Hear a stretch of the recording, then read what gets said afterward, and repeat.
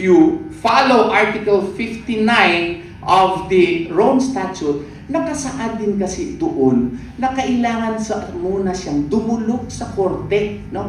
Question natin yung jurisdiction ng ICC. Dapat wala na talaga yan sila. Pag-usapan din natin yan ngayon.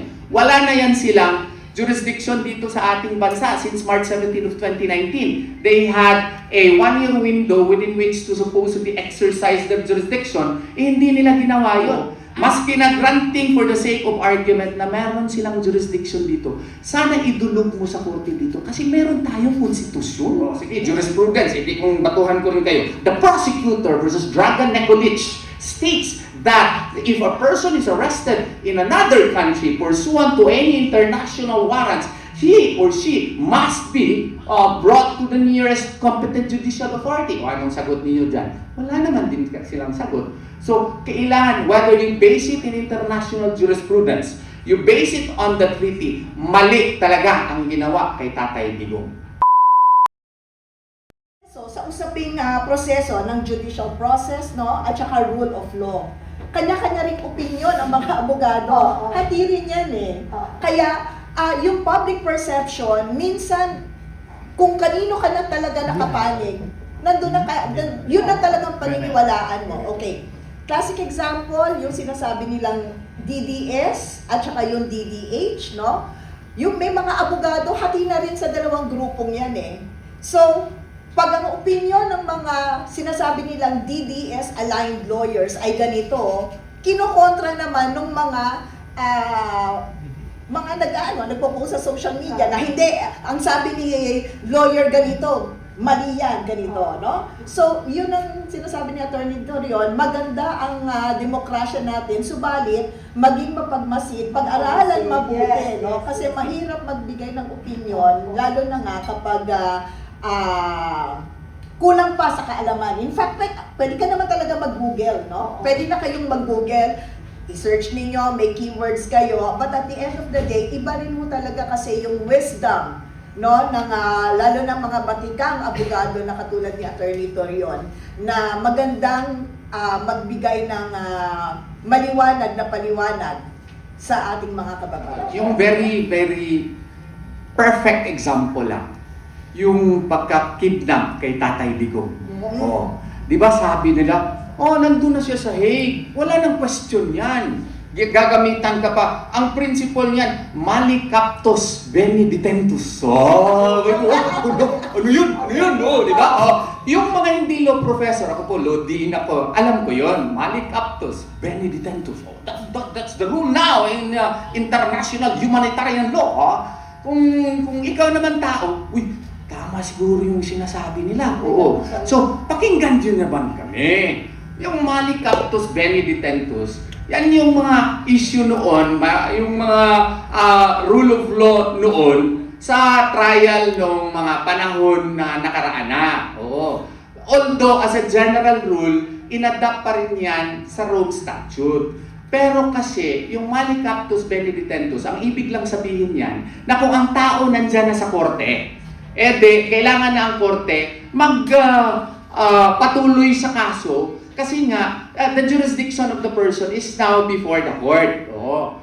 Pero kami naman, hindi naman siguro po pwede na ganun pa rin ang ating Adolf Eichmann case pa rin tayo. Yung Adolf Eichmann, yung Nazi leader na sinundan talaga sa ibang bansa at dinakip at dinala para sa Israel para ma-trial siya. Oo. Yan yung nagsimula yung mali captus benedictentus. Oo. At saka iba pa rin at sa previous history din. Pero ngayon kasi, we want to make humanity believe that we are a world in which we respect human rights.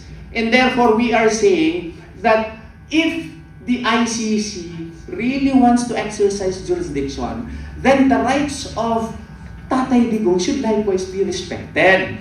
And on top of that, kailangan kasi doon sa Rome Statute natin na maski if you follow Article 59 of the Rome Statute, nakasaad din kasi doon na kailangan muna siyang dumulog sa korte. No?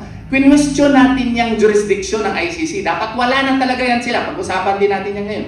Wala na yan silang jurisdiction dito sa ating bansa since March 17 of 2019. They had a one-year window within which to supposedly exercise their jurisdiction. Hindi nila ginawa yon. After that, no, 2021 na sila nag-file ng kaso talaga. So, ang ibig sabihin yan, wala na silang jurisdiction sa atin. Pero ang sinasabi ko, maski na granting for the sake of argument na meron silang jurisdiction dito, sana idulog mo sa korte dito kasi meron tayong konstitusyon. Oo. Within the Philippines, the 1987 Constitution is the prime law of the land, and any and all person has to be brought to a court to determine whether or not probable cause indeed exists. And meron pa nga, if we follow Article 59, meron pang requisitos na titingnan doon na kung naaayon ba talaga doon sa proseso ng ICC yung pagdakip kay Tatay Digong. Hindi po sinunod yun. Ang Philippines, partido po tayo sa United Nations Declaration on Human Rights. Ipabasa mo sa kanila ang Article 8 doon. Sigurado ako, ma-realize nila tama. Sinasabi ko, hindi nila dinidiscuss ng ibang abogado yan. Article 9 ng Universal Declaration of Human Rights. Article 9 of the International Covenant on Civil and Political Rights. Nakasaad po doon, buti dala ko itong notes na ito, matagal na ito na notes kasi tagal na ito eh. The March last year kasi dinakip si Tatay. Ang sabi doon, the right to prompt information regarding the reason for his arrest, prompt appearance before a judicial authority to determine the lawfulness of detention, and the right to challenge the legality of his detention. We are a party to the International Covenant on Civil and Political Rights. Bakit hindi yun sinunod? Sa Article 3 natin of the 1987 Constitution, it likewise states that no person shall be deprived of life without due process of law. Bakit walang due process of law? Bakit si General Torre lang ata ang batas?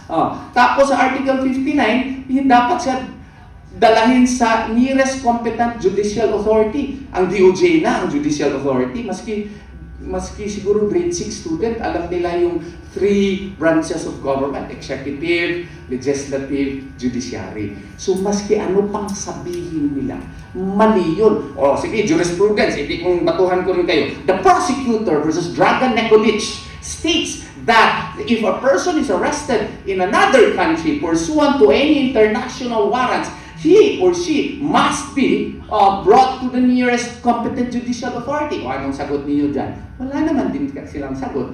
So, kailangan, whether you base it in international jurisprudence, you base it on the treaty, mali talaga ang ginawa kay Tatay Digong. O, yun po. Yan yun. So, kung ikaw yung ordinaryong mamamayan, pakinggan niyo si Atty. Torion, tama nga, maski pink ka noon, what if that will happen to your mother or to your father? All of a sudden, merong international warrant. Dakpin lang siya dito ng isang ahente noong korte na yon, tapos idiretso, lagay sa eroplano. Ano kaya mangyayari sa inyo? Di ba tayo mabuang yan? Bigla na lang mawala yung parents natin. Yun ang ipinaglalaban po namin. Basahin ang saligang batas, lalong-lalo na yung Article 3 on the Bill of Rights. Yes. Ano ibig sabihin? Dito ho kasi nakapaloob lahat ng karapatan ng bawat Pilipino. Intindihin niyo po yung mabuti at sabi nga ni Kapeli, libre magtanong pag hindi niyo naintindihan. Kaya lang, may kasabihan kasi, di ba? Ignorance of the law excuses no one, no, from compliance therewith. Ibig sabihin, kung hindi nyo alam ang karapatan ninyo, kasalanan nyo yon. Kasi libre naman ho yan na malaman ninyo. Marami kayong pwedeng pagtanungan, kaya pangalagaan nyo mabuti ang inyong karapatan. Kasi dyan ho, nakasalalay ang buhay ninyo, lalo-lalo na po ang inyong kalayaan.